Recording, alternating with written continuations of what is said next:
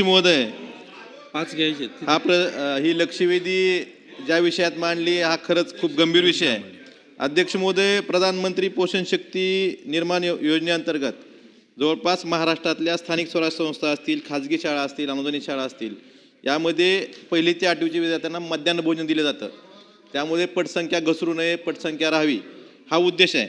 अध्यक्ष महोदय, पण आपल्या राज्यात या योजनेत खूप मोठा भ्रष्टाचार झालेला आहे. अध्यक्ष महोदय, उत्तरात सांगितलंय मंत्री महोदयाने की 25-26 मध्ये जवळपास 2447 कोटीची तरतूद आहे या योजनेसाठी. अध्यक्ष महोदय, यात काय झालं? यात यांनी इंधन आणि भाजीपाल्याची रक्कम शाळा स्तरावर वर्ग केली आणि धान्य असेल, तांदूळ असेल इत्यादीसाठी पुरवठादारांचं टेंडर काढलं. अध्यक्ष महोदय, ही टेंडर प्रक्रिया राबवली शिक्षण संचालकाने. या टेंडर ज्यावेळेस काढलं त्यावेळेस एकच उदाहरण देतो. तांदळाच्या बाबतीत तर खूप मोठ्या तक्रारी आहेत, पण एकच उदाहरण देतो. हिरवा वाटाणा, ग्रीन पीस हे निविदा प्रक्रियेत टाकलं आणि ज्यावेळेस वर्क ऑर्डर दिली त्यावेळेस फक्त वाटाणा, त्याचा रेट काय तर 134 रुपये हिरवा वाटाण्याचा रेट होता टेंडरमध्ये. आणि ज्यावेळेस तुम्ही वर्क ऑर्डर देता जिल्हा स्तरावर त्यावेळेस फक्त वाटाणा हा शब्द टाकला. जवळपास 100 रुपयाचा फरक आहे. अध्यक्ष महोदय, दोन्ही कुणी केलं? वर्क ऑर्डरवर सही शिक्षक संचालकाची, टेंडर कुणी काढलं? शिक्षक संचालकानं.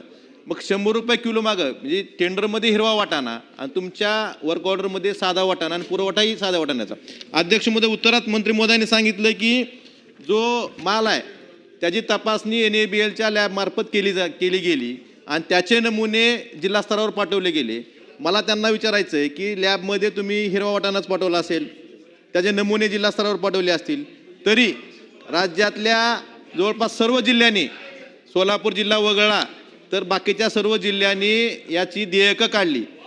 म्हणजे हिरवा वाटाण्याचे नमुने असताना तुम्ही देयकं ज्यांनी पुरवठादारांनी सादर केली त्यांनी का सादर केली? म्हणजे चुकीची देयकं सादर करणारे त्यांची देयकं जे काढली त्यांनी हिरवा वाटाण्याच्या ऐवजी पांढऱ्या वाटाण्याची पुरवठा झाला असताना सुद्धा हिरवा वाटाण्याची देयकं अदा केली गेली.